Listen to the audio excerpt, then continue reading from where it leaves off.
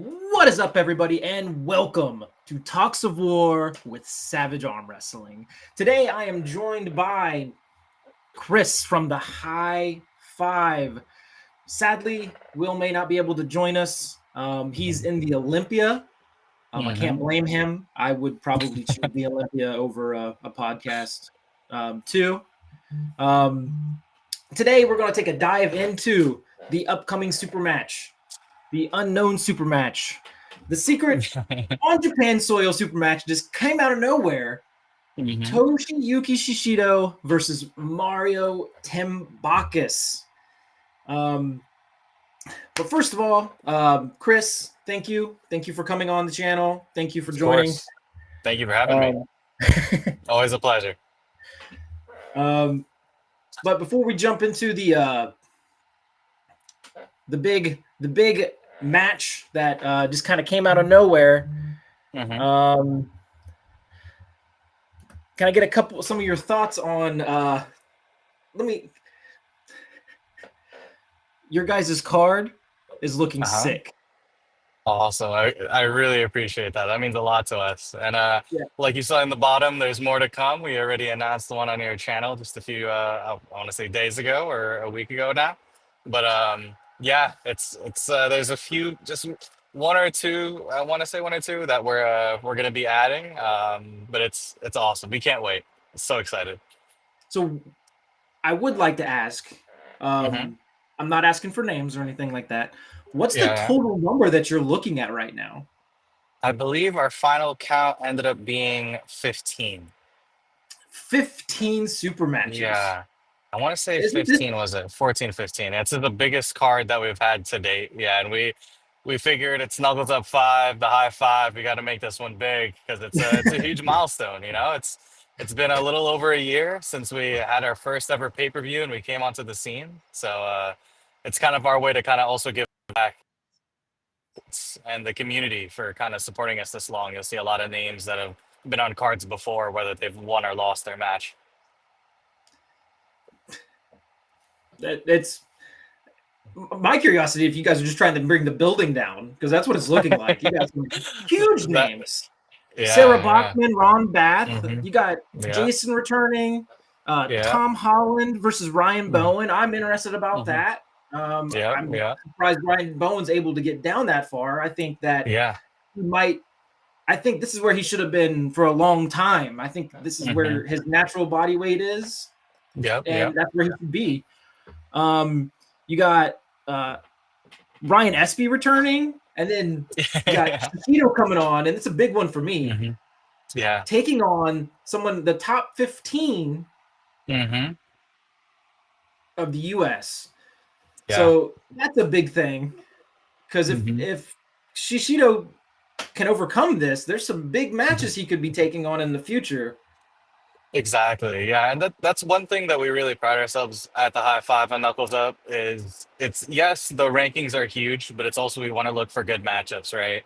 And we've seen with like certain athletes, their track record kind of speaks for themselves. Like Toshi, first match all Knuckles Up 3, he pulls G-Human. You know, it's our way to kind of gauge where Toshi's at, right? Because he doesn't compete too much outside of Japan, outside of him going to WAF Worlds. And G-Human has, competed with people like Brad Grundy in the past and, kind of dominates Asia, right? In the super heavyweight category. So beating him and essentially I think that match was 3-1. That was like a clear sign to us. We got to find bigger monsters for Toshi to take down. So we found the biggest beast we could find, which was Matarengi Itamoris. And that was a really impressive win too. 3-0. And it just kind of showed us, it's like, you know what? I think it's finally a time that we put him against somebody that's on U.S. soil, that everyone here in the U.S. kind of knows that Nick Stone has been on a rampage. He just beat Mike Gold at Global Elite, and he's another up-and-comer that is like, I think he beat Austin Jaggers at the Shaw Classic. He's really up there, and he's a really good friend of ours as well. So it should be a really exciting match. You also got another one that's not listed here that I'm aware of. You got Cody and Hellboy going at it. That's one that Yes. I'm interested about. I think Yeah. that is a huge. That's going to be a huge war. I think Mm-hmm. Cody is an amazing athlete, and I think that a Mm-hmm. lot of people are going to write him off. But Mm-hmm. I'm telling you, that's probably the dumbest thing they could do. Yeah, so we're really excited for that one. Finally we have a lightweight men's match. Like again, there's really no weight classes, so kind of get an opportunity to kind of spread the love right across all weight classes. Yeah. For them, they're meeting, I believe, around at the 63 kg mark, Mhm. or yeah, I think 63 or like 163, something like that. It's more athletes where they feel comfortable. He is a rising star in the sport. He dominated at the 154 round robin in Tennessee, and then he came Yeah. back, pulled up to the 176, and still was dominant. Um, and then you had Hellboy, right?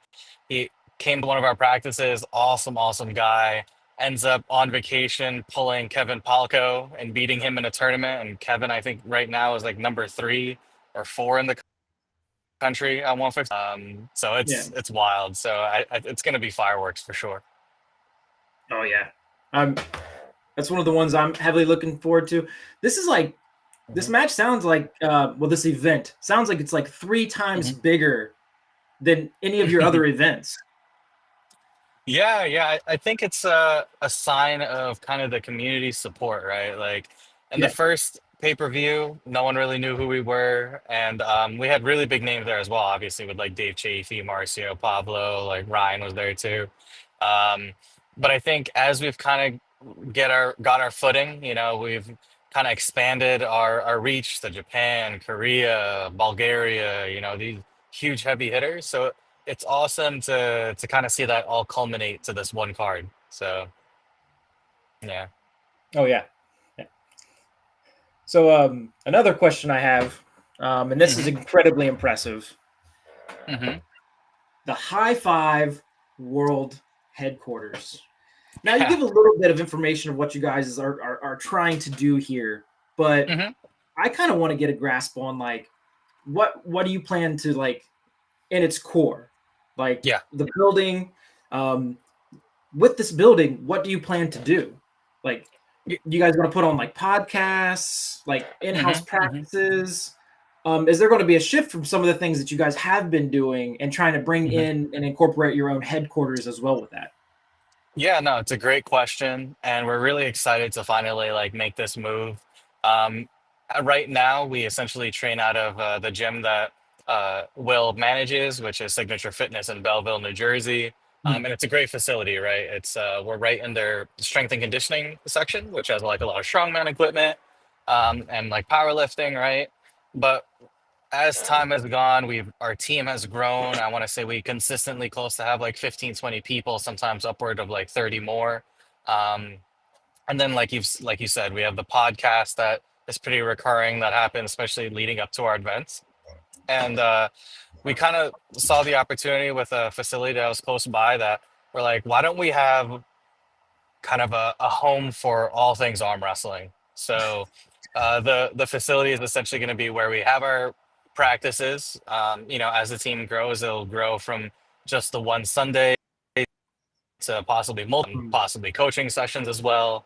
We're going to have our podcast run out of there as well. And because we've kind of been building this network of athletes from all over the world that are, essentially the elite of the elite, and they all kind of have their own niche, right? Like how they Yeah. made it to the top. We've been talking with them and we said, hey, if you're already going to be coming stateside and a lot of people want to pull you or want to learn from you, why don't we tag on your visit here to a seminar? So what we plan to do is the week after is when we would essentially host, with one or two of the athletes from the event, have them stay a little bit longer, and we'll have a follow-up seminar to kind of talk about, their training, their day-to-day, kind of their road to getting to where they're at. And the facility will have, a few arm wrestling tables in it. We'll have a bunch of pulley machines, dumbbells, loading pins. So it'll have pretty much everything that we'll need to train as well as like use examples for those seminars. Well, That is a great and crazy idea, and I love it. I think that idea speaks for itself. I do have some thoughts, and I have one recommendation / request, and it's something I've been trying to do out here. Yeah, of course. Have you thought about? I know it's always a challenge, but youth. You could take your headquarters and you could actually start to try to apply it to incorporate youth into the part of arm wrestling. That is a great point and actually a great idea. And we've actually been reaching out to actually pullers. There's pullers in our area that essentially host like after school programs with some of the high schools and middle schools in this area. Um, so that is definitely on the table. We're trying to get them to our pay-per-view so they can kind of see what professional arm wrestling looks like Yeah. at its highest level.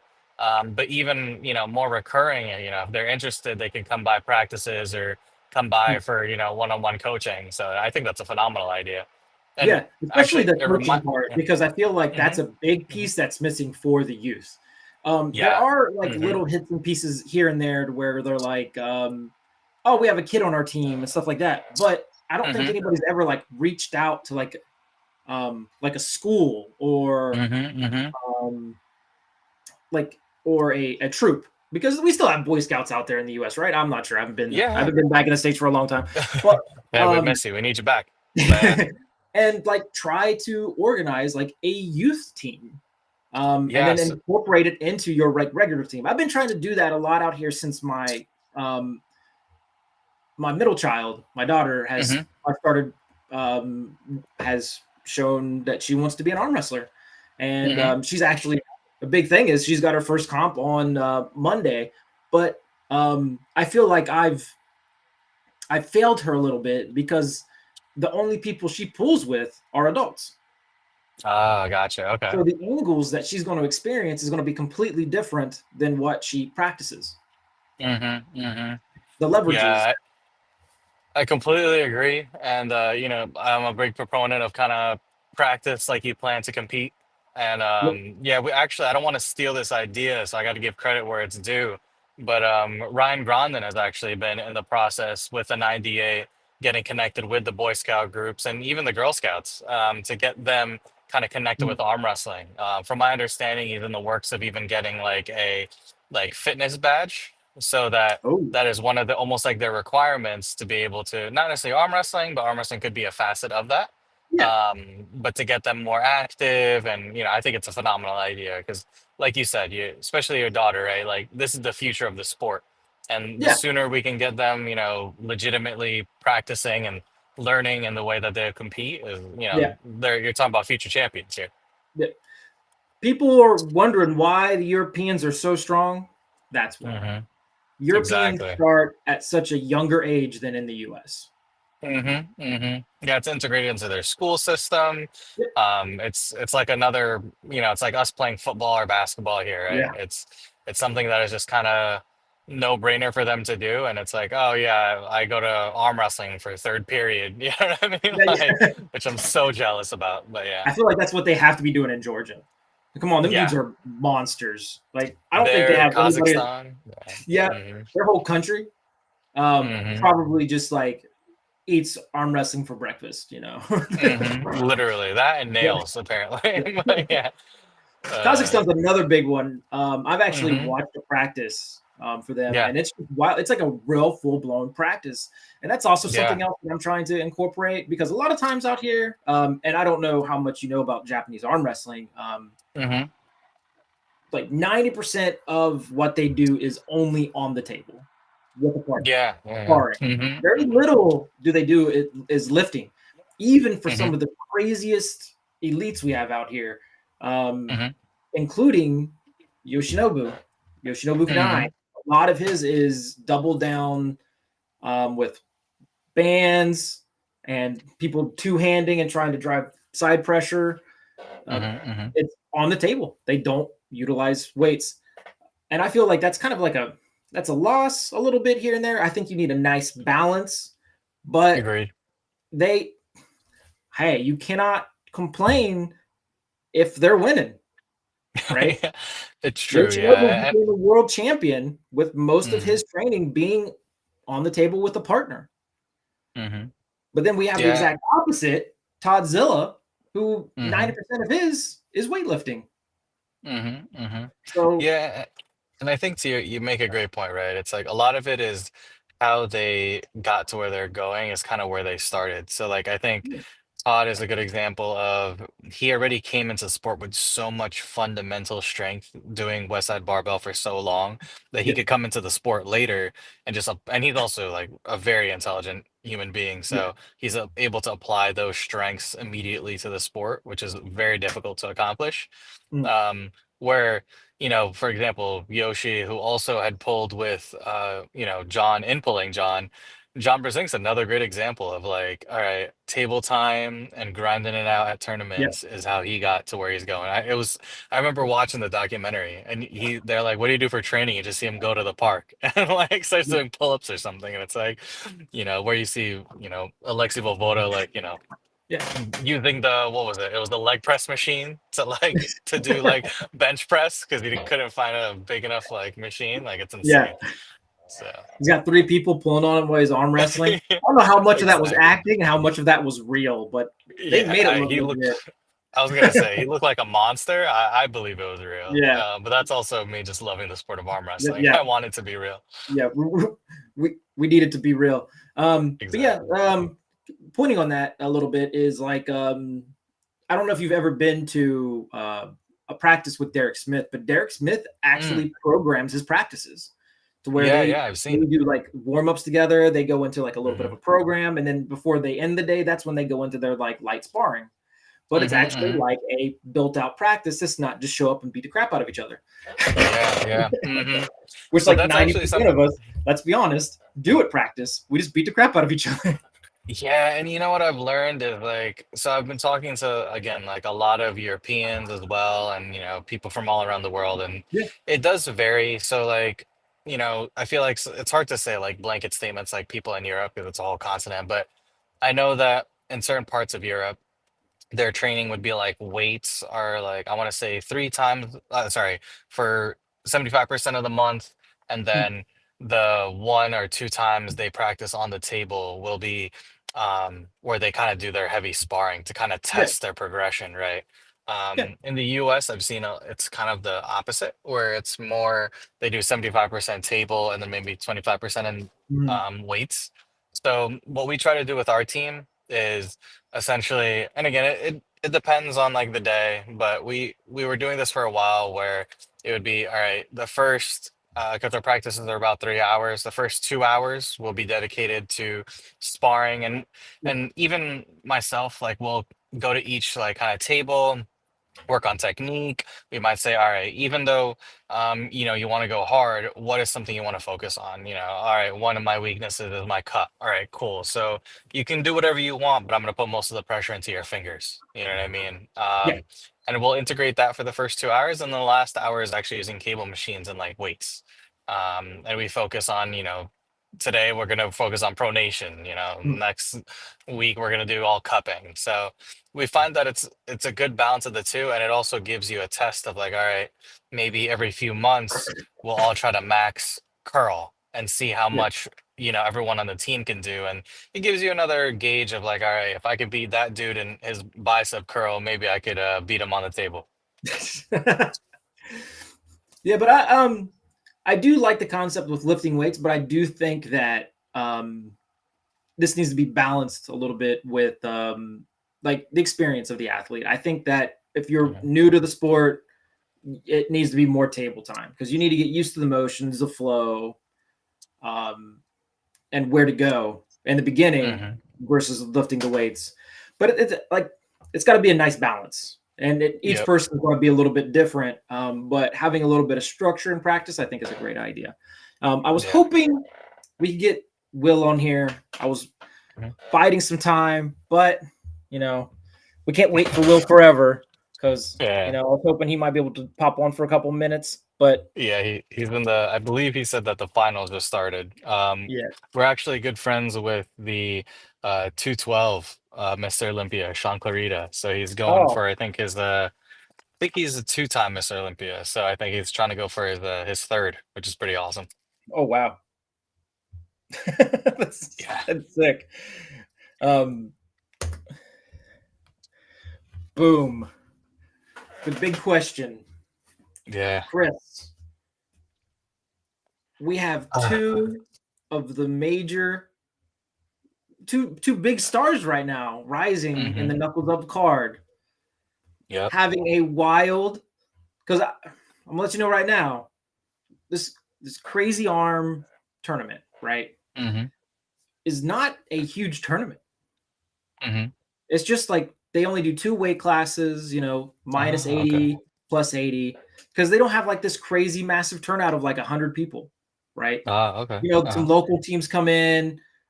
It's probably the bigger tournament, one of the bigger tournaments that happen up in northern Japan. And in this small tournament in the countryside of northern Japan, we have 2 massive elite athletes showing up and having a crazy super match. And both of them happen to be big Knuckles Up stars. And they're doing it on the countryside of Japan in Toshiyuki's hometown. Yeah. Right. So I think this is huge for Toshi. This is probably the biggest thing he could do for his hometown. But what gets me is these are 2 elite arm wrestlers, Japan soil, and nobody really knows this is going down. Yeah, it is pretty covert. I only found out actually, I want to say a few weeks before our event. And I saw the post on I think Toshi's page, or actually no, it was Mario's. Um, but yeah, it's an interesting matchup. Again, I don't know. I'm not saying we would never do it on our card, but it's definitely one where we're like, all right, stylistically, it's interesting because it's Yeah. so much side pressure. I don't know if the table can handle it. And they both are so comfortable with pulling without their hands, which is interesting too. Yeah. Just 1 second. Just going into that swap. I think that Mario's plussed up a little bit, right? Mario ain't coming in lightweight Mario. Yeah. It's a little bit bigger Mario. I want to say he's walking, last we spoke to him, he was around like the 220, 230 range. Yeah, he's going to need it. Toshi's a huge guy. Yeah, isn't Toshi like 270, 280? I think it's 290.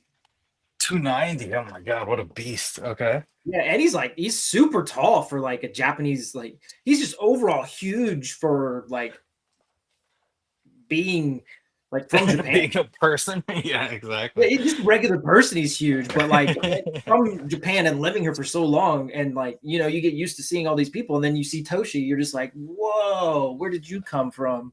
You know? Oh, we lost him. No, I'm here. 1 second. I'm just Okay, switching cameras real quick. Right, you fell off for a second. But I want to get to your thoughts. What are your thoughts on this crazy matchup? Yeah, so I think it's tough because like you have a good point. Toshi has, I believe, the leverage advantage. I feel like Toshi is obviously the bigger man as well. But I think it's going to be who gets to their side first, genuinely. You know, I know they're both pretty fast. I might give Mario the slight edge just because I feel like he's a little bit quicker off the go. Because I feel like Toshi's trying to catch, or not really catch, but I feel like he's the comeback king of our card. You know what I mean? You take his hand, he's on a losing position, and he just out of nowhere just rips you to his side of the table. So, but it's tough. It's a really tough match, and I know they're both getting ready for big matches too. Like, you know, you have Mario getting ready to pull Ron Bath, so he's rhymed and ready. So he's not trying to get any losses, right? Oh yeah. I think this is a little bit of an interesting matchup as we've seen, and again, he's taking on Nick Stone on the Knuckles Up card, but primarily everybody he's faced are top rollers. And now we're going to see him going against somebody who's not afraid to jump into a hook. That's true. That's a very good point, actually. And attack Toshi's pronation, which Toshi utilizes a lot of that pronation because he rises his thumb up into people's hands. It's like kind of like just a high side pressure roll. Yeah, and I've learned too that Toshi isn't necessarily just like going side pressure. I think he's also applying a lot of like that pronation that you're talking Yeah. about, right? So it's like very Todd Hutchins-esque. Yeah. So yeah, I'm curious. I don't know how that's gonna go, to be honest. Yeah. From the little bit that I felt of it, it's really towards the bottom part of like the thumb is where a lot of that pressure feels like it's coming from. It's very, you got to feel it to understand it. Like once you think you've got everything, then suddenly it starts to like drive into that part of your like your pinky, and it kind of blows you away. You got that like side hit. You're like, oh yeah, I feel like I'm in a nice position, and then he goes to work. Yeah, he does go to work. He goes to work. Right. I think one of my favorite parts about because you guys had it like Knuckles Up 4 was a sick card. I'm gonna be honest. You had some great matches on there. I think Craig's match was off the chain, right? Oh yeah. But I think something that like a moment that I loved was Madurengi gets the positive hit, right? And I mean, and Madurengi puts himself into a great position. And Jake, Aussie arm wrestler, is like, oh, and here comes Madurengi hitting into a great position. And then the shift in his tone as soon as Toshi takes the hit and then just surges sideways, and he's like, and whoa, crazy, what's going on? Yeah.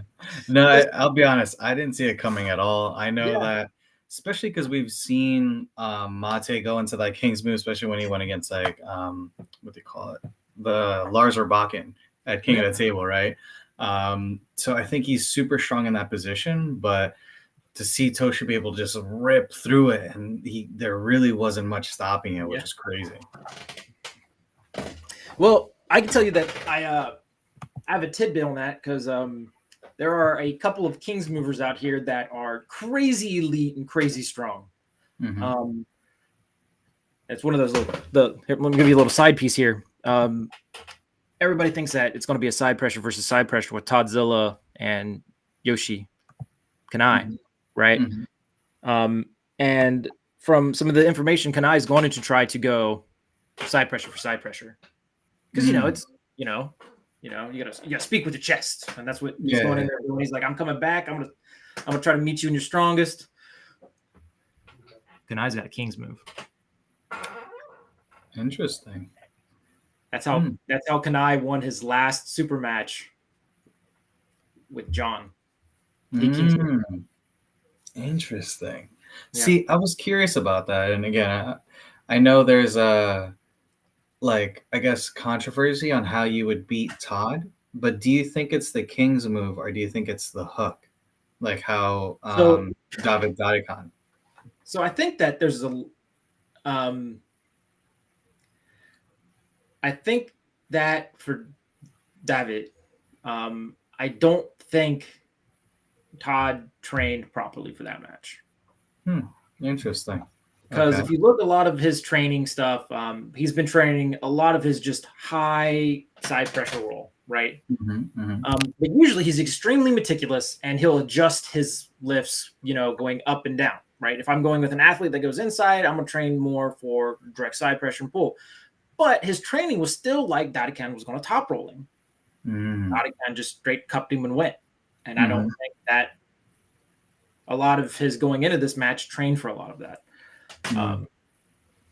But I do think that if you mix pure side pressure that Kanai has, and the fact that Kanai can dip into a King's move and go back and forth between the King's move and direct side pressure, I think it's going to be a little bit different than when those people who just fall into the King's move and use it to defend, because Yoshi will defend with it, but he's also attacking from that because he will drive sideways from that position. I see what you mean. Yeah, that makes sense. Because he doesn't just go back and then try to torque the wrist. He'll fall back into it and then just surge and try to surge it back. Yeah, I could see that too, because like to your point, like I'm just curious. Well, actually, devil's advocate, I'm just curious how Toshi is after all that like ring rust and the injury, I believe. So it's like, I think 100% Yoshi could do that. Yeah, but he's taking on and these like side practices, and he's doing all these like crazy events and side practices and stuff like that. He went to Europe and faced like Poland's number one. And just, who was that? I don't know. It was a couple years back. Not number one in Poland, but like they're IFA champion. And Gotcha. Yep. WAL champion, not WAL. Yeah, I think it was WAF champion, a WAF champion or something. And he went from like champion to champion, and he would just catch him that little hold, and he would surge sideways. And that's so cool. And it's just kind of like, this is all happening, and you're telling us you're retired, and you don't compete no more, and you. Yeah, and you know what it could be? I think it's like what they consider being ready to compete. Like, you have to really be in that. Like, I guess they don't compete to not be number one. Yeah. You know what I mean? So, which, hey, I mean, kudos to Yoshi for saying, hey, I've been at it for a little bit, getting over whatever he was getting over. But to be able to come back and say, I think I'm ready to pull literally the number one dude at like 110 kg in America. You know what I mean? Like, well, this all stems from the fact that he was prepping for Levon. Yeah, for the whole what they call Georgian festival, right? In Japan. Yeah. He had literally started training to, give Levon a little bit of fun when Levon was out here. Yeah. Right. Because it's not always, fun just beating people all the time. You want some challenge, and it's not from his home country where he practiced with all those people all the time, and they did have like, they had a drink afterwards. That's hilarious to me. Yeah. Yoshi got to go to beer with him, but he couldn't pull with him. Like, what? I'm surprised that there wasn't a flat surface at that bar to stop it. Us arm wrestlers, man. Yeah. All we need is a flat surface, and we're good to go. Is a flat surface. Honestly, it's evolved to now. If I could just put my other arm on your shoulder, we're good. Oh yeah, yeah, exactly. But I will be at Crazy Arm. I will be trying everything I can to put this thing on live. I'm making a crazy trip just to make sure that people can see this. Yeah, man. It's like a 10-hour trip for me to get all together. It's 5 hours up, 5 hours back, and I got to do it on the same day. Oh my God. Hey, man, I love the sport, and I want to get this out there. I feel like and you're doing it for the people. You're our eyes over there in Japan, so it's pretty sick. Yeah, man. I'm like, it's got to happen. I got to do it. I have to do it. I got to. I know the Australians want to see it. I know that there's some U.S. people who want to see it. Yeah. I'm pretty sure you and Will want to see what happens. Definitely. I'm so curious. Hey, this may give us a tidbit of what it's going to look like a little bit when, with the Ron match, with the Nick Stone match. Exactly. Right? Yeah. So something interesting, like every time I have a super match coming up and I'm going to discuss it on the channel, I put in a vote. And this one's extremely interesting to me because this is what I expected to see, right? A lot of people saying that Toshi will continue his run over all of the Oceanic area. Just another check in the box, and not as many people thought that Mario was able to be able to pull it off, right? And this is where I do think it's going to be a great match, but honestly, I do think that Toshi is too big, and he's got too much side pressure. I do think that I don't think it's going to be a clean sweep. Same. But I do think that Toshi's just going to be a little bit too much. Toshi's smarter than people think. He doesn't just drive sideways. He's very smart about where he puts his hand and how he adjusts after the hit. He absorbs extremely well, as everybody can see. And also, if you soft palm him, he will surge through you right off the go. Interesting. Yeah, and he's done it to a couple people on the card. Yeah, I know. It's crazy. And I'm curious to see too, like, I think a lot of it because of Toshi's like electrifying first match and like huge upset on the second one. I think that vote is also like because he's like catching like wildfire. You know what I mean? Yeah.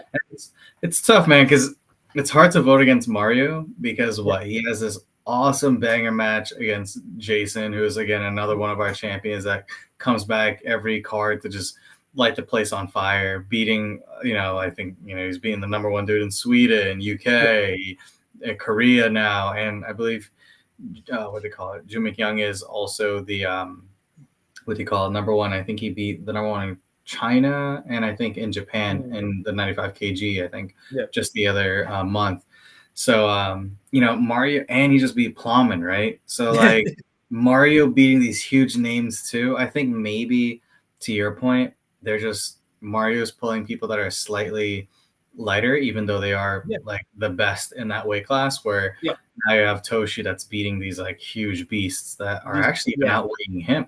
Mate is like what, 3? Wasn't he almost like 400 pounds or something like that?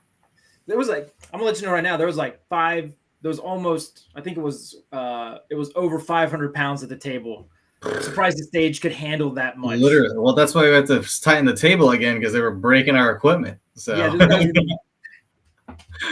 driving so much, and Mataranga just dropped all of his weight into Tosh's hand, and Toshi just get right there. And then we get to hear the Aussie scream. Whoa, what is going on? What is that? 173 or 183? You know what I'm gonna do is I'm gonna cut that. And I'm just going to take that little piece and I'm going to send it to Aussie.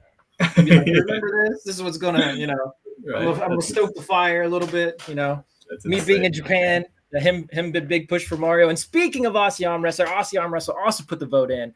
And it is the exact opposite of what we're seeing here in Japan. That is hilarious. And it's Mario Tambakis for the win. That he's just going to have a little bit too much for Toshi. Yeah, time will only tell, I guess, because, you have the favorites, right? You put a poll out with our number one Japanese promoter here, and then you put one with the number one Australian. So you need someone to kind of be our unbiased vote, but yeah. Yep. I definitely agree with that. I'm not going to lie. I am so proud of that little that thumbnail. I think it's one of the best thumbnails I've ever done. Dude, literally, I'm telling you. I put a lot of work into it. It looked great, dude. It's awesome. Yep. I'm highly looking forward to this. I do think that this match is going to be a little bit unexpected, like in a sense of like where are they in their training as well. I do think they're both looking at it as a test, right? Testing themselves, seeing how strong they are, but also the beautiful thing of it is they're just putting on a great show for their local supporters. Yeah. And talking to both of them, they're the type of people where you just put somebody in front of them and they're going to knock them down. So it's awesome that they're just like, hey, man, like, I'm down. Like, you want to pull? Let's do it. There is no like, hey, let's meet at this or whatever weight class, or I need this time to prep. They're like, nah, you stand across the table, I'm going to rip your arm off. So it's pretty sick. And they're like super nice guys too. Yeah, but I'm also going to, so I am not only, because I'm always an advocate for arm wrestling. I talk about arm wrestling all the time. I'm talking arm wrestling on YouTube. I talk about it to my friends. Even when I go out and I meet people, I always try to bring people into the sport because not only do I do the YouTube, I compete, But I just overall I love the sport and I'm a fan of the sport, right? And now that and I've even mentioned it to you once or twice. I've texted you. I was like, always, you got to remember that you're an athlete as well. You know what I mean? You're not only a promoter, you're not only a YouTuber, you are an athlete. And don't forget that. That's you don't lose that connection to the sport. But to be able to I'm going up there and I'm meeting somebody that I'm a fan of. You know what I mean? Like I'm a fan of Mario Tambakis. But not only do I get up there and meet him, I get to be like his corner man. That's awesome. Right. So 3 years ago, I started the channel. I never thought this was ever going to happen. Right. But now it's like I get to go up there and I get to be the corner man of someone I am a fan of. Right. And I get to experience this match from the stage. Mm-hmm. Right. So best seats in the house. Best seat in the house. It just don't lose that sense of wonder. Right. You know, if you're a fan of the sport, it's like this is a great match to see. Because it's just two dudes who just want to bang on the table, and that's what I love about it. Right? Yeah, it's not for money. This ain't for dollar signs. Mm-hmm. This is just two dudes who are just going to go to war on a table. Yeah. I think that's the sign where it's like, hey man, sometimes you get the best matches like that because what's on the line, you can't put a dollar value. It's like your pride. It's like, you know, you're not beating me because like no one beats me kind of mentality type of thing. Yeah. So yeah, it should be a lot of fun for sure. And honestly, like the story that you just said is kind of like what gets people to keep coming back to the sport, because like we have the advantage, and obviously it's a disadvantage as well, but you know, the sport isn't crazy big. You know, it's not like you're trying to meet LeBron James or Michael Jordan where it's like, all right, it's like a security team like that you have to get through, right? Like we are still at the phase where our sport, you can meet the best of the best in the sport, you know, and in some ways that's great because like to your point, you know, to be in arm wrestling, you have to be like obsessive. Like I don't know many people that are like kind of arm wrestlers. No, they're people just like you that are talking about it at work, or like you see somebody at the bar and you're like, oh, I just want to pull, like, hey, you know, test your strength type of thing. But, you know, I think it's great that it's like, all right, you know, we can also bridge that gap between being the spectator, being the competitor, and then also being the fan all in one. Yeah. You know, and I think it's so awesome. Like, you know. Yeah. And there's pieces that like, I'm gonna like, here's one for you. You're making dreams happen and you don't even realize it. You know what I mean? I can tell you that I'm close with Yasi. Well, I call her Yasi. Let me pull up the card real quick. Yoshiko Arakawa, right? She's going to be taking on Merlin, right? Which is it's a match I want to see. It's really going to show where, because Yachi used to be a world champion, right? But Yasi is so excited because Sarah's on the card, and she gets to meet someone that she is a fan of, Sarah Bachman, right? And here's another thing that's really funny is, like years ago when she won Worlds, right? She has a picture of her and Ron Bath on the stage from 15 years ago. That's so cool. And now awesome. she's trying to do everything she can to recreate this picture with Ron Bath. That's awesome. So I gotta go out of my way to like do whatever I can to try to get Ron to stop for a picture for her. I'm gonna try to do it. It is happening. That is on my list of to-dos. That is so cool. Yes, we are recreating that photo. Yeah. So like, even though these are like, you know, these are like big arm wrestlers, they are still fans of the sport. And you're making these pieces of like who they are fans of, like their little dreams come true. Yeah. And to your point though, like it's our dream too. Yeah. You know, like we're doing it because we're equally fans, equally competitors. Like me and Will, when we put these together, we are genuinely hyped to see it. We're like, man, like what would we want to pay our money for? Because like you think about it, right? Like people, I mean, obviously we're investing a lot of our own money, but outside of that, you guys as spectators your hard-earned money is going into this sport, right? And we want to give you as much value as we can. And I mean, dude, there's like even sometimes I have to pinch myself, and I'm like, really? Like Sarah Backman is pulling on our card, and she's pulling Ellen Janheim that just won at Worlds, both arms dominated.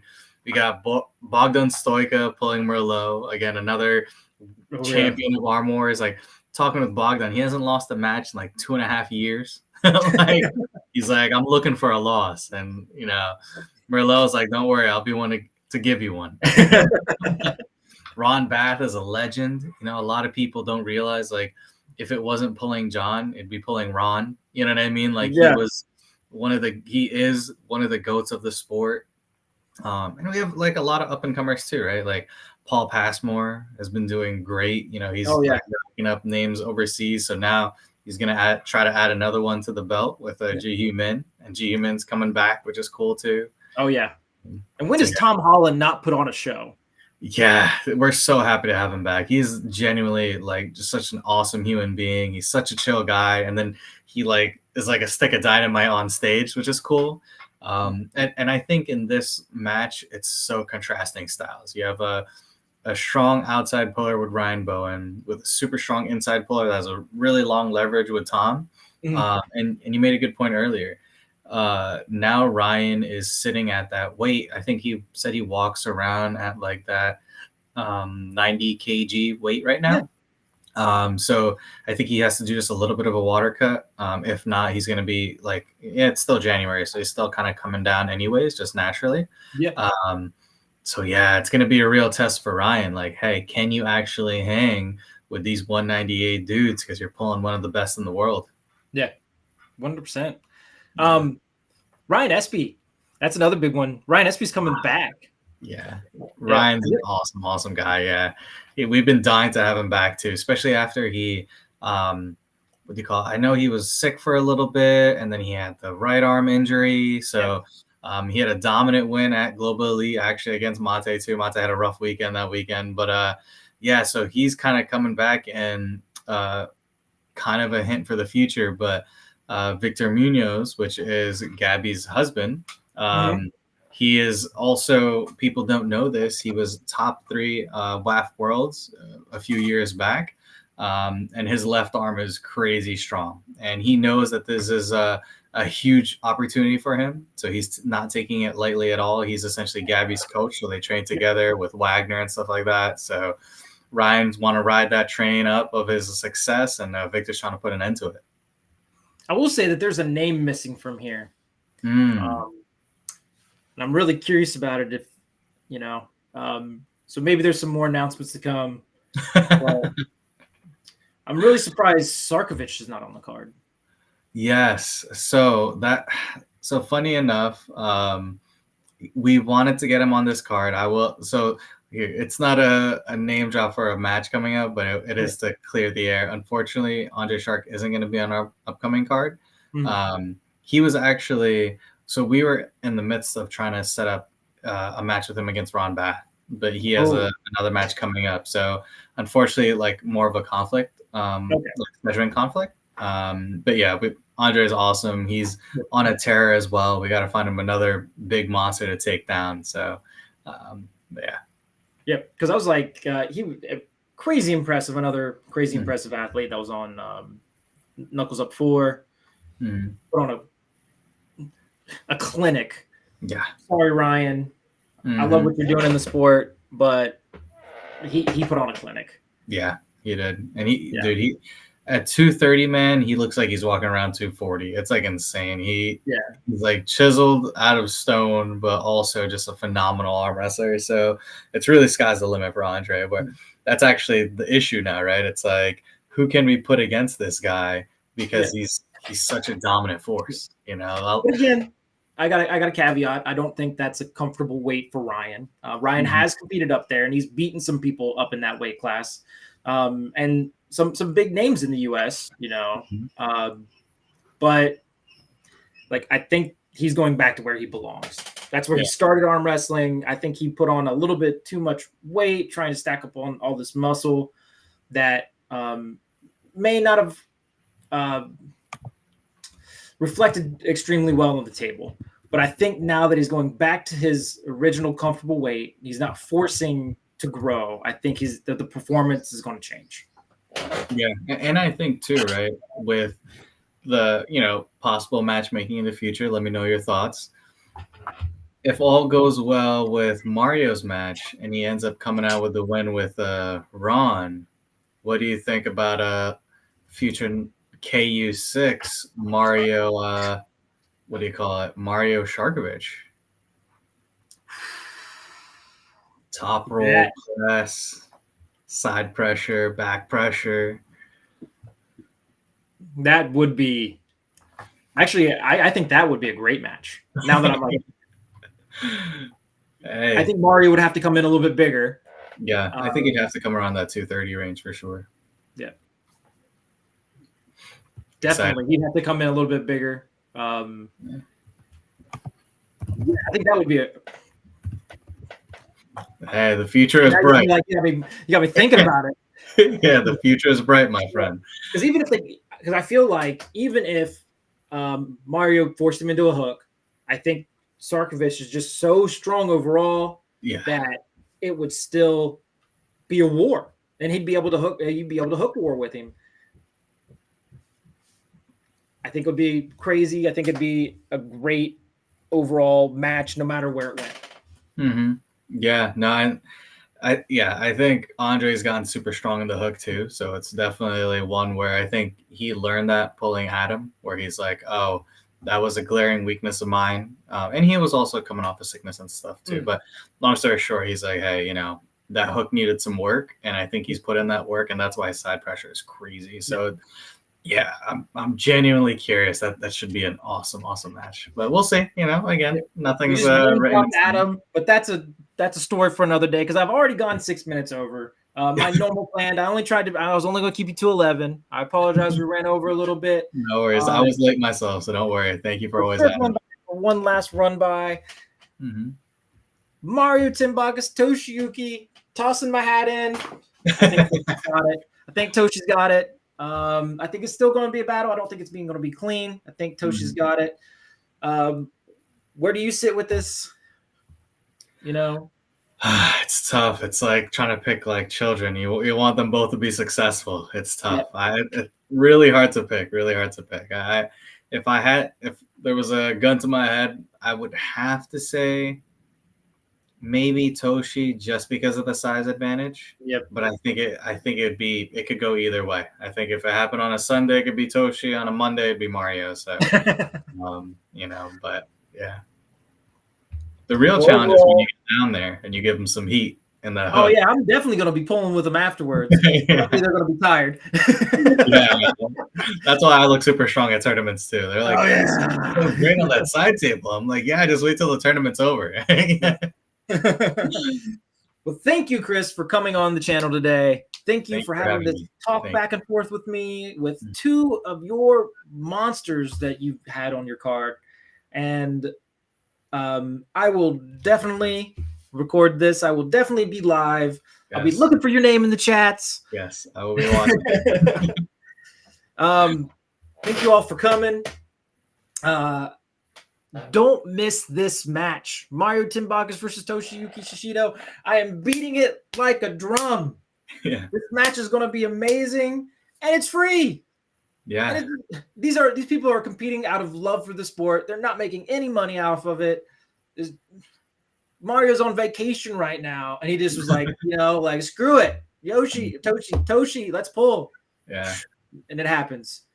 Yes. And don't forget, like and subscribe to this man's channel. He's giving you awesome content straight from Japan. If it wasn't for him, we would have no way to see this match and see all the cool after pulling. So yeah, support this man. He's doing great things. Well, thank you for that, Kris. Thank you for being on the channel, and thank all of you for watching. All of you, stay savage.